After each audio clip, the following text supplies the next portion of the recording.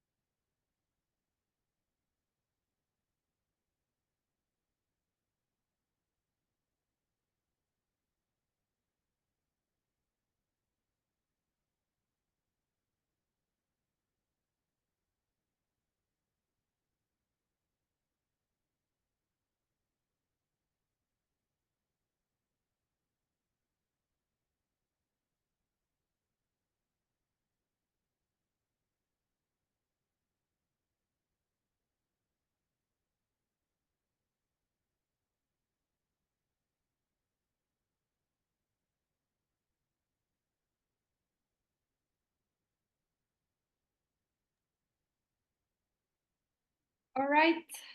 Thank you, everyone, for being here. I hope you can all hear me clearly. My name is Nelly Zayed. I'm with Newton Education Services, and I want to welcome you to this information session on the Yousriya Loza-Sawiris Scholarship Program. I am delighted to have with me on this panel tonight Arik Hegazi, who's the Education and Scholarships Director at the Sawiris Foundation for Social Development. We have Dr. David Wisely, Director of the Master of Development Practice Program at the University of Minnesota. And we also have Nayera Al-Husseini, who is a Policy Manager at the Abdel Latif Jamil Poverty Action Lab, Middle East and North Africa. So thank you all for being here with us. On the screen, you can see our plan for tonight. So we'll have a lot of information for you. And we're also going to be taking all your questions. Hopefully, a lot of them will be answered during the session. But any of those that are not answered, we'll make sure we address as soon as we're done with the presentation. Just for housekeeping here, please, if you have any questions, type them in the question and answer panel. You'll find it either at the top or at the bottom of your screen. And we will also be typing information in the chat box with the useful links to the program and our contact information and everything you will need in order to apply. With that, I'm gonna hand it over to Arik to talk to us about the Sawiris Foundation and the Yousriya Loza-Sawiris Scholarship. Thank you so much, Nelly, and thank you everyone for joining. We know that this is probably late in the working day, but thank you so much for your interest and taking the time to join us here. My name is Arik Hegazi, and I'm the Director of Education Scholarships in the Sawiris Foundation. And we're delighted, just to give you an overview of the foundation. The foundation has started since 2001, and working on education and scholarships has been a pillar of the foundation over the past 22 years. And over the years, we have supported more than 1,400 scholars to study inside Egypt and outside Egypt in different disciplines, but all share one common factor, that they're all in distinguished universities around the world. We are delighted here to be speaking about the Yousriya Loza-Sawiris Scholarship, which has started in 2015. And so far, we have supported various scholars to pursue their master's degree in development practice at the Hubert Humphrey School of Public Affairs in the University of Minnesota. We're very happy with this partnership with the University of Minnesota, and we cherish very much this opportunity whereby we are building Egyptian capacity to work in development in different parts of NGOs and development areas around the country. So today you're going to hear more about the scholarship, but just to give you an overview, the scholarship covers tuition fees, living expenses, travel expenses, health insurance, and summer field experience for 2 scholars per year. And so far, we've had about 14 graduates, and we currently have 2 students who are working on completing their studies at the university. And we're also delighted to have with us here Newton Education Services, who are partnering with us on this scholarship, ensuring that we are spreading the word around it in Egypt within the different networks. And we're very much happy that you're with us here, hearing more about the scholarship, and we look forward to you spreading the word around it too. So by that, I would leave it to Nelly to continue talking more about the scholarship. And we have with us Dave too, David from the University of Minnesota, who will talk to us more about the university and the program. Thank you. Thank you so much, Eric, for this great overview. And we have to also thank you as the representative of the Sawiris Foundation for all the great work that the foundation does in education in particular. I'm gonna now hand it over to Dr. Wizy to talk to us about the school in general, and then also the program, the Masters of Development Practice program. Thank you, Nelly, and thank you, Eric, for the overview. I want to just welcome everyone and wish you a good evening. I know it's late, and you probably, as you said before, had a day. So I'll see you here, and to tell you a little bit about the University of Minnesota and the program that we are so proud of. United States Public Affairs Schools. It's a university that is located on the Mississippi River and in the city of Lakes, Minneapolis.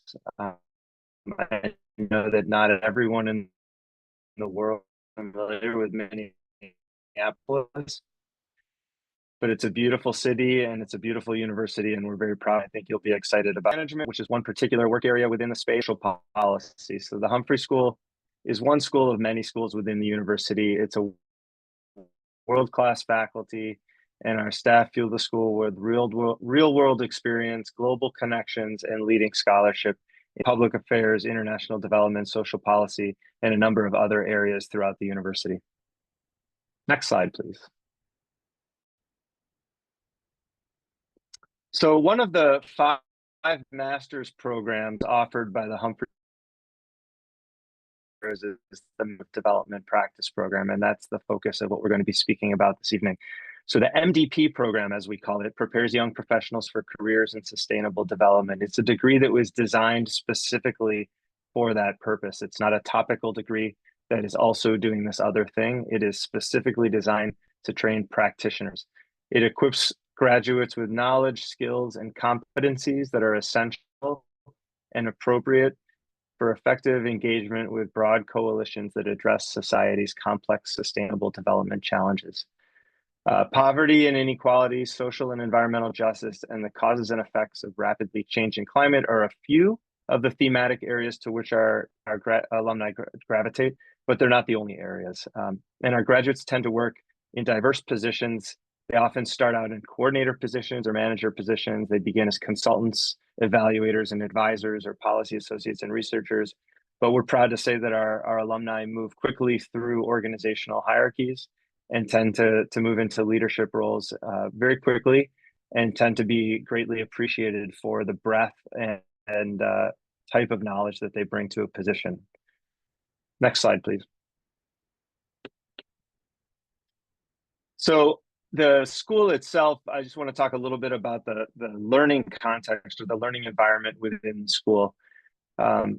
As I said, the MDP program is one of 5 master's programs and then an additional PhD program. So there are different students congregating under the umbrella of the School of Public Affairs, and they focus on areas such as public policy and global policy, leadership and management, politics and governance, science, technology, and environmental policy, social policy and policy analysis. And then we're one of just a few schools in the US that has an urban and regional planning degree within the School of Public Affairs.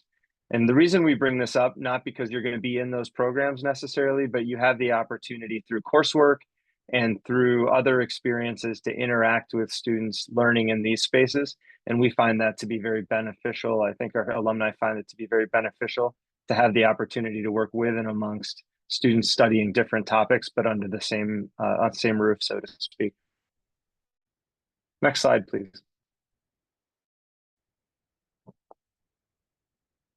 So some of the things that we consider to be advantages of the MDP program is that it has what we like to call a structurally interdisciplinary program. And what that means is we have you take courses all around the university. So I've been talking a lot about the School of Public Affairs thus far, but the core curriculum of the MDP program actually is going to push you into the university community and have you take courses in areas like education,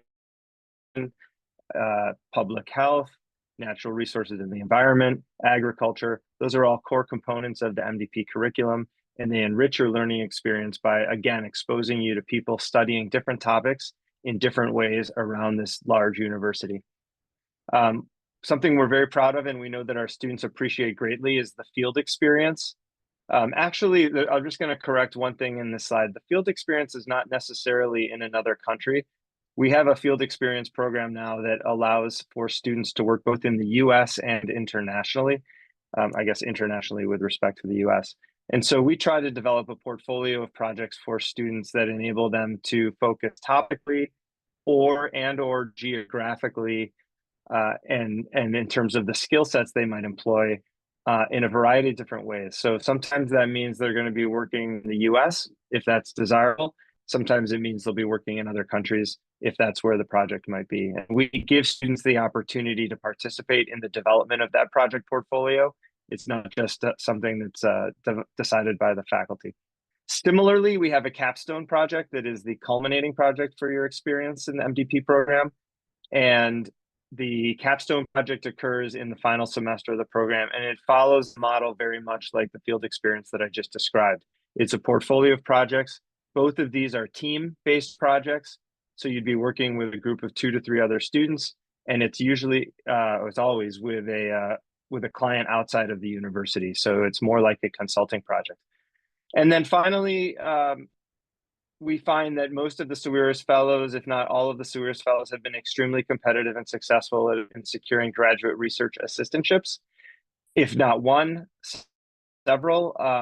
These are opportunities to work for different parts of the university, be it an individual faculty member or a research center on a research project for a semester. So we have different opportunities throughout the four semesters of your student experience where you may or may not be able to secure an appointment with a particular area to focus on a particular issue. And I think Naira may be able to speak to that more directly when he has a chance to talk, but I know that many of our students work around the state of Minnesota supporting sustainable development projects with an organization called the Regional Sustainable Development Partnerships.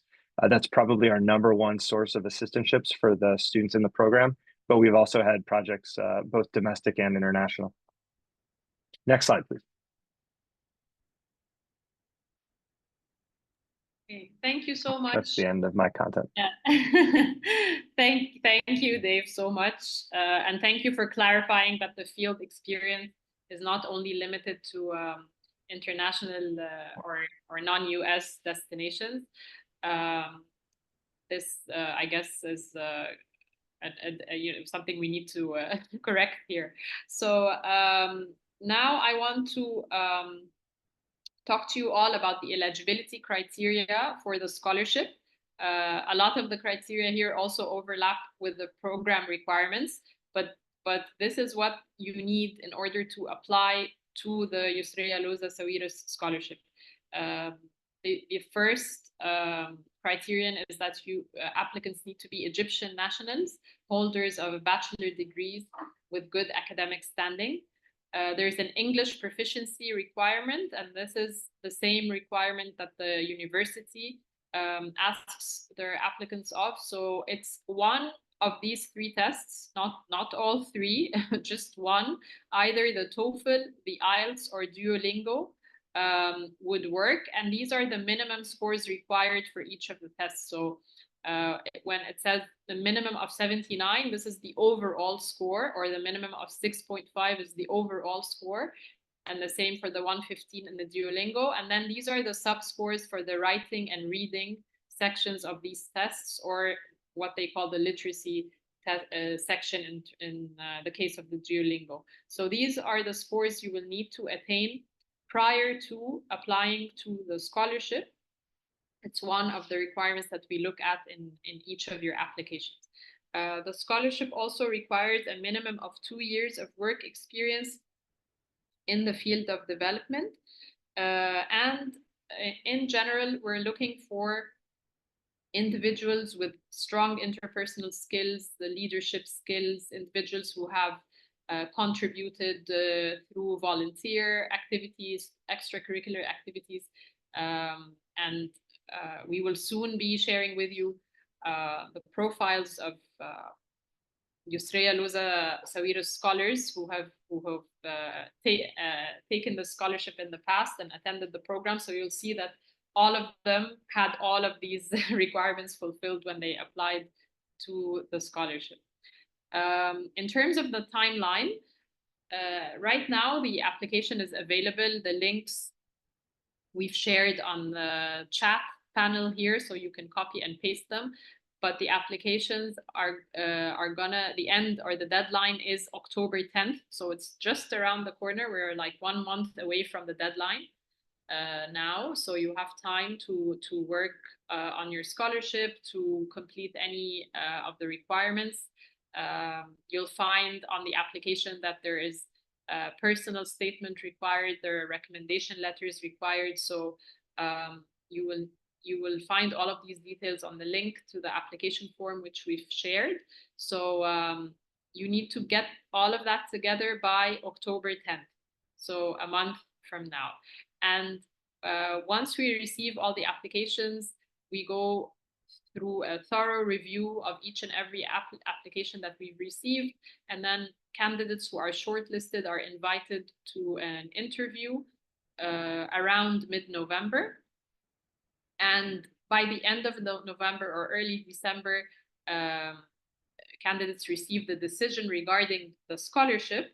And those who are selected to receive the scholarship get support in terms of working on their university application to the University of Minnesota. And the application deadline for that is December 15th. So that's how that part goes. And then after you submit the application, you will hear back from the university sometime, usually in February, sometimes a bit later, sometimes a bit earlier, but that's roughly when we hear back from them. And then the academic year begins at the University of Minnesota in late August 2025. So this is the timeline we're talking about from now until August 2025. As I mentioned, the selection process is comprised of 2 phases. One where we review the applications that we receive, including all of the documents required, all of the attachments, whether they are recommendation letters or personal statements or resumes. We look at all of that very carefully. And then the panel that does the interview, you see here some pictures of previous panels from previous years, including COVID when we were all in masks. And these are all experts in the field of development who interview the candidates and who are in search of individuals who have a clear vision on what they want to do in the future in the field of development in Egypt, and how they think this particular program, the Masters in Development Practice, will contribute to that. So that's what we're all looking for. I'll hand it back to Eric to talk about the terms and conditions of the Sawiris Foundation scholarships in general. Thank you, Nelly. So you'll find in the chat a link to the terms and conditions for the scholarship. Please, we invite you all to have a look at it and review it so that you understand the general terms and conditions that we have for all scholarships. For this specific scholarship, would like to highlight a couple of things. One is for sure the requirement to complete your studies on time. As per the contract and as per the agreement that we have with all scholars. There's also a requirement to work in Egypt, to return to Egypt and work 2 years in Egypt after graduation. This is a very important requirement for all our scholarships, and particularly this one. As I said initially, that the main aim and purpose behind this scholarship is to ensure that the capacity in Egypt is strengthened in the field of development, and therefore experience and work in Egypt is a very important critical requirement for this scholarship in particular. The third requirement for this scholarship, also a specific one, is that the final thesis capstone project that the scholars are required to do needs to be something relevant to a topic within the Egyptian context. And of course, you receive guidance from the school and from the faculty on this. But this is a general requirement that we have for all scholars who get accepted in this scholarship. These are mainly the three main conditions that I wanted to highlight for this scholarship, but I invite you to review all the other terms and conditions we shared with you in the chat. And if you have any particular questions, please reach out to us. Thank you, Nelly. Thank you, Eric, so much. As I mentioned earlier, we have had a lot of stars go through this program and then go on to do amazing things with their careers and continue to do amazing things now as they progress in their career journey. So I'm not going to go into all the details. You can see they're very impressive profiles, but also you will hear from Nayera Al-Husseini here, whose picture is in the middle of this slide, very soon. But we also wanted to share this just to show you the diversity and the different backgrounds that the scholars of this program come from and go to after they graduate. So it's not limited to a particular field, but as you probably already know, there's so many branches and fields under the big umbrella of development. So you see examples of those here. People doing different work with different kinds of organizations in both the private and the public and the academic sectors, who have all gone through the Masters of Development Practice program and who are Yousriya Loza-Sawiris scholars. So here they are. You can obviously look them up also on LinkedIn. You'll find them all there, and I'm sure if you reach out to them and have specific questions, they will be happy to answer and help you. I just volunteered everyone right there, but I think that's what they would do. So here they are, and now we are ready to hear from Nayera. Nayera Al-Husseini, as I mentioned, is the policy manager at the JPAL Middle East North Africa. Thank you, Nelly, and thank you for everyone for making the time at the end of a work day to be here and listen to the presentation and know more about the program. I'm gonna try my best to summarize the impact of the program and my experience on it during my studies. But honestly, it's going to be very difficult for me because it was one of the most important experiences of my entire life.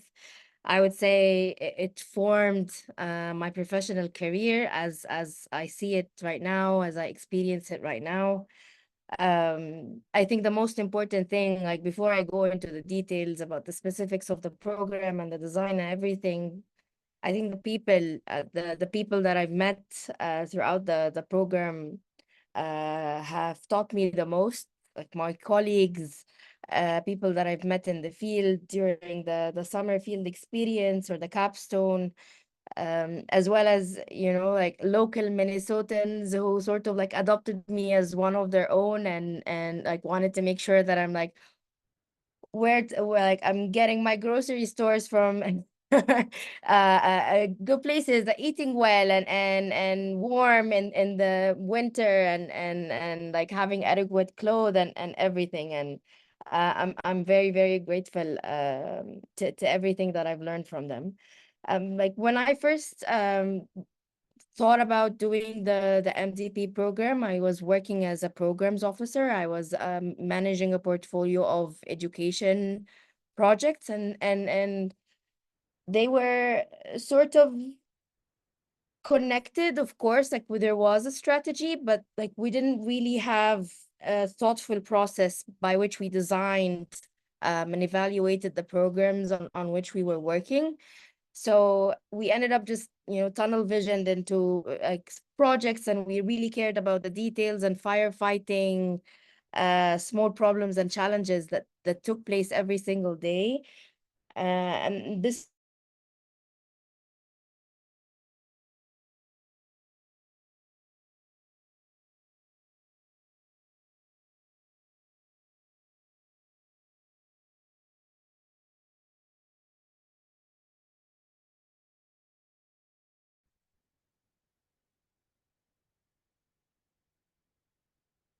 Hi, can you hear me? Can you hear me well?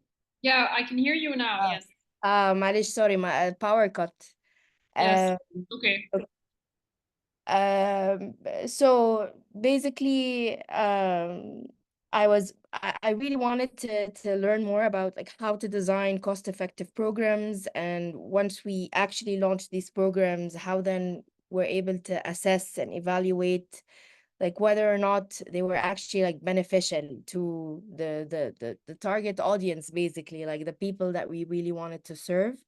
And so that was my intention going into the program. And honestly, like from week one, I realized that this was the right place to be. This was the right program for me.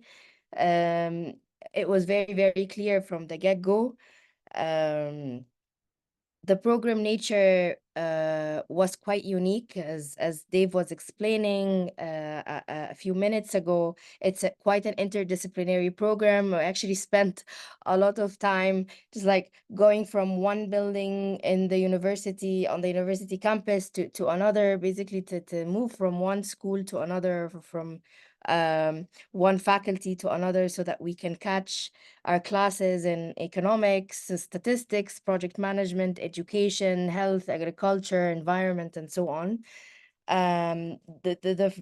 Basically the program enabled us to have systems and frameworks and tools to comprehend the complexity of the development field. And it was all project based, so we got to connect with different organizations and in philanthropies.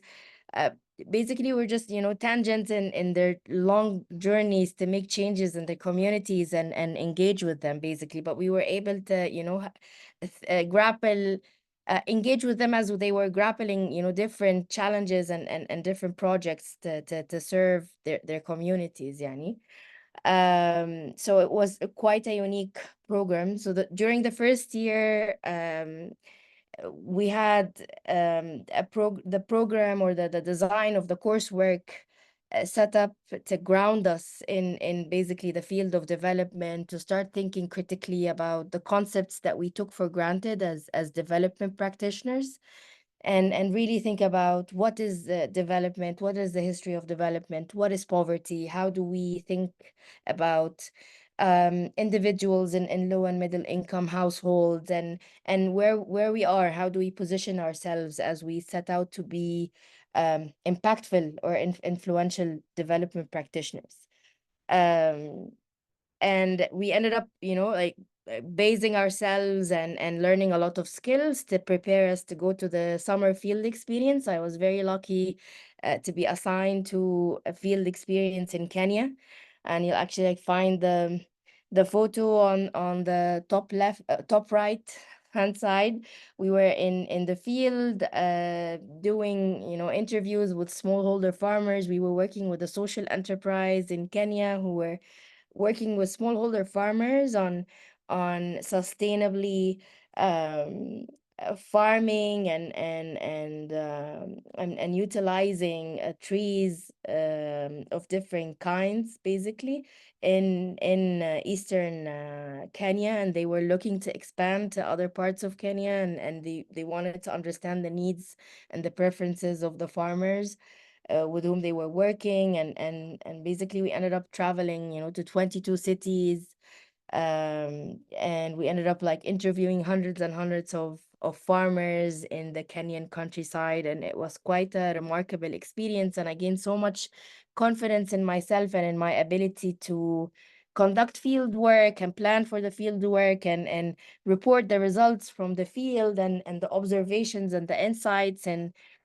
a professional way, in a concrete way, providing actionable recommendations to our like our client, so to speak, or the company that hosted us during the summer.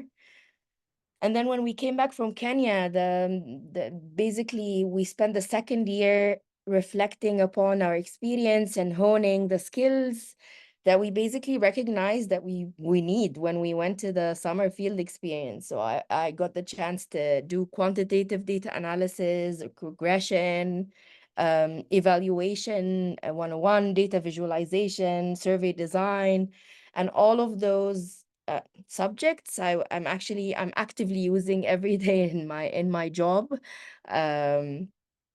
Like I'm able to use the proposal writing course to write partnership concept notes. I'm able to use empirical analysis course with Professor Deborah to be able to interpret complex statistics findings and analyses and research papers as part of my job, to be able to deliver these findings to development practitioners so that they're able to use them. I'm able to use evaluation one-on-one when I'm doing trainings to practitioners on why evaluation is important and like why it's important to integrate evaluation into our programming. And of course, like most importantly, participatory program design and how we can ground our programs in the local context and understand that we are biased by nature, and that we need to think through that and think reflexively about our own views of development.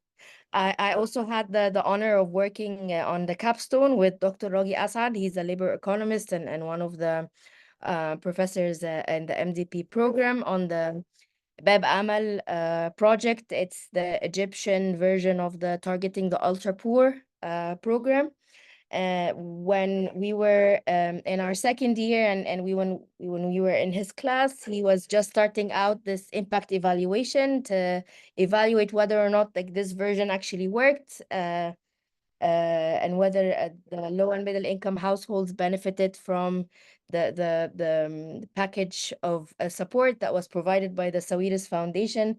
So I was honored to participate in the market analysis and needs assessment at the very beginning. We were able to get access to the data and try to figure out what assets would be most beneficial to distribute among the households.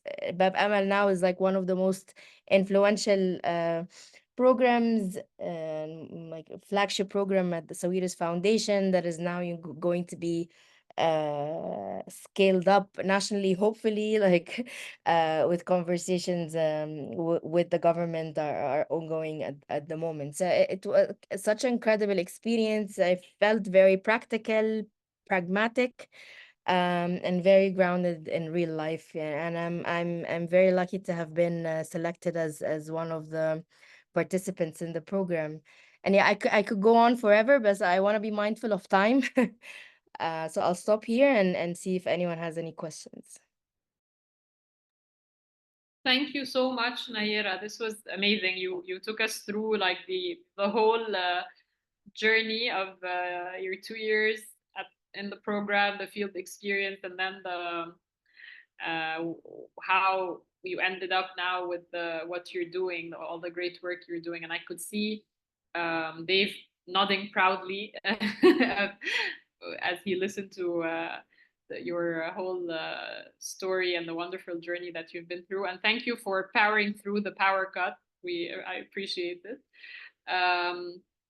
All right, I think with that, we are wrapping up the presentation part of this webinar. This is the all the information that, I mean, the links to all the information that you need, and we have them also on the chat, so you can copy and paste them from there. We will be holding a couple of information sessions offline in Cairo. So please follow these pages to find out where and when exactly these sessions will be. In case you're welcome to obviously attend. Again, it's going to be a similar session to this one, but offline. But you're also, if you have friends who missed today's information session or colleagues, they could also join us then. As I said, the dates will be confirmed and the venues very soon. So just continue to follow the pages. We actually have a question. Yes. Dave, we have one of the attendees has a question. Does the program help get a PhD degree after? Does it? Let me make sure I understand the question. Does it help actively, or is it beneficial in the pursuit of getting a PhD after? I wonder if I'll answer it both ways, and then we'll make sure it's covered. The program does not actually do anything to help you get a PhD in terms of like active, connections. I know some of the students who graduated from the program have returned to the University of Minnesota for their PhD. There was not an active component of the MDP program making that happen. That was something that was done by the students with their own initiative. Does the degree support students in their application? Is it beneficial to students in their application for a PhD program?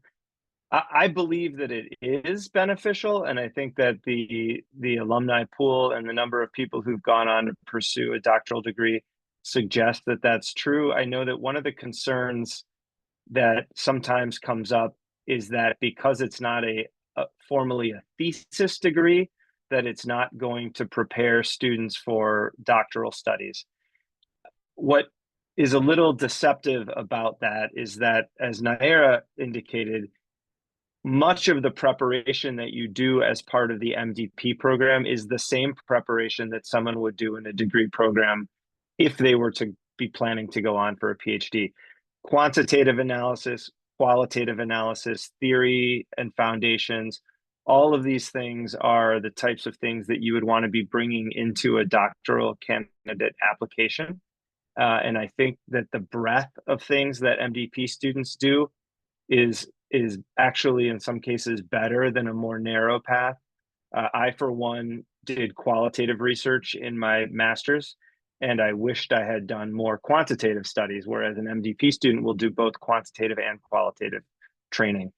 I also think, and I'll just say this in terms of my role sometimes on admissions committees, in my own personal experience, and both as a PhD applicant and then also as a student or as an evaluator of applications, I find that the practical experience that MDP students earn through the degree program is very attractive to potential advisors because it gives a sense of reliability, I guess I would say. When you have a student going out to do field work in a PhD program, there's always a question of whether or not they're going to be up to the task, right? Are they going to be able to navigate the changes, the changing reality?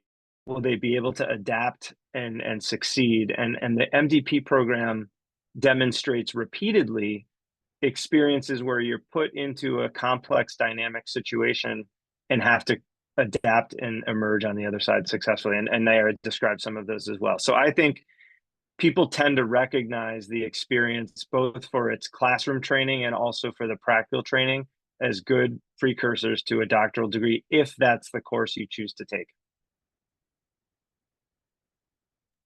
Yeah, I should add here that, as Eric mentioned earlier, that in terms of the scholarship, I mean, away from the academic path and the program, but for the scholarship, you are required to come back to Egypt for 2 years. So in case your ultimate goal is a PhD degree, it would be interrupted by those 2 years to come back to Egypt after this program, if you get the scholarship. But Nelly, let me, if I may, I'd add one more thing to that, which is, I think, a fantastic point. Again, with the perspective of someone reviewing applications for programs, seeing that someone has done a course of study for a master's degree and then returned to work for a couple of years and has come back and said, there's something more that I want to do. There's something more that I want to learn about. And it's based in some way on the professional experience you've had. That's actually beneficial to your PhD application. That's not a detraction from it, in my opinion, and then the experiences that I've had. Absolutely. Yes, of course. I think that's a great point. And yet, I did not mean that it would. No, I know. Yeah, but I think you're right. I think that would actually give more weight to a PhD application. And I think we have some Yousriya Loza-Sawiris scholars who have gone and done that. So I think it all works very nicely and in favor of the student at the end. So, okay, we have another question. I've been working for a year after graduation, but I'm also, I guess, yeah, so this is a question, about the years of experience. Maybe, but Eric, also you can, if you want to jump in here, but I think I would encourage you to apply. This is an anonymous participant, so I don't know your name, but you're welcome to apply. And I think we will look at each case and see what would actually count towards your 2 years of work experience. Yes, I second that, Nelly. Of course, it's always a good idea to apply for opportunities. You never know, how you can impress the panel with all your qualifications. I always encourage students before joining their master programs to have more experience in the development field. This is where you will benefit more from the study program. But then again, that's my general advice to students in all cases when they're applying to programs like this. But if you've had significant development work experience while you were studying, maybe that would be something else that would add to your general profile. But it's always a good idea to have some work experience, some significant work experience before joining a master program for your own good. It helps a lot when you have that work experience.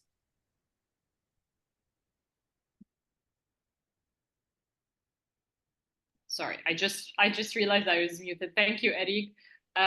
There's a question here from Nadia who wants a little bit more clarification. So you apply for the foundation first, then once I'm accepted, yes, but if so, no, you will not miss the deadline.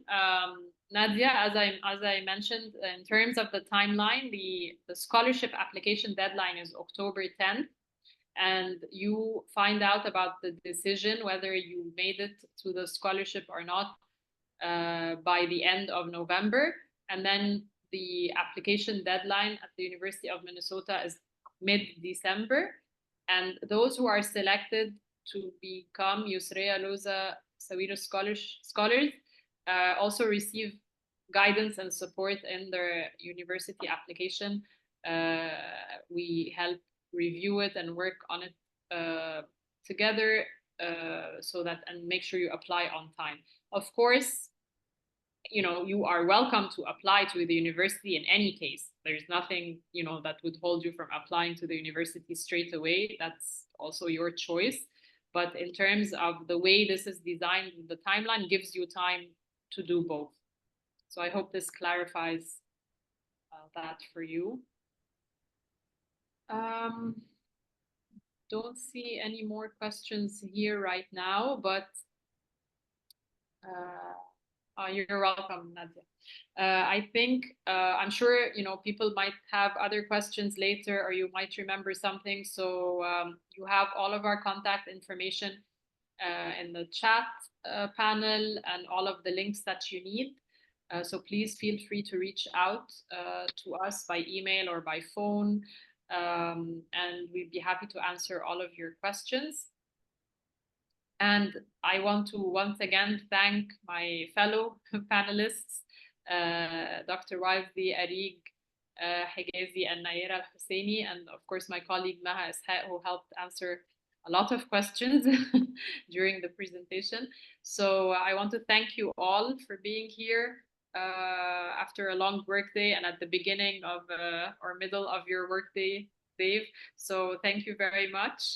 And good luck everyone with the application. We'll remind you that the deadline is October 10th. So get started on them as soon as you can. Thank you all very much. All right. Thank you so much, Nelly. And thank you so much, Naira. You're always a great model and an example of this, what this scholarship is able to provide to Egypt. Thank you so much for attending. And thank you so much, Dave, for your time. My pleasure. Thank you all for setting this up. Thank you so much. See Take you. care. Bye-bye. Bye. Bye.